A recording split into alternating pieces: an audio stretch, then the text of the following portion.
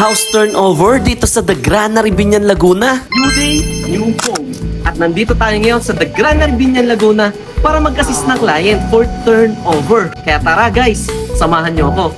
Nandito na nga din pala kami sa unit nila client para ma-check muna nila yung unit before ma-turnover. Makakapag-list pa nga sila client ng mga concern para ma-address na rin kaagad ni developer. And shoulder pa naman nila ito. Tinulungan ko na nga din pala sila mag-check ng unit, most especially dun sa mga house feature na madalas ginagamit. Katulad ng doorknob, sliding windows at iba pa. Si Engineer James nga din pala yung nag-conduct ng punch list para maging smooth ang checking.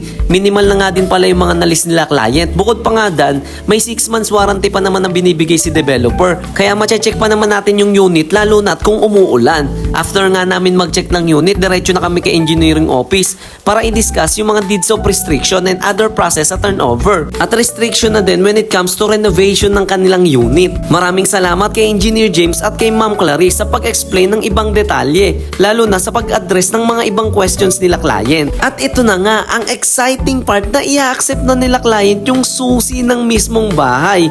Ang sarap sa pakiramdam na naging part ako ng journey na to. Congratulations ulit sa inyo, ma'am, and sa family. And more blessings to come. Transforming lives, one home at a time.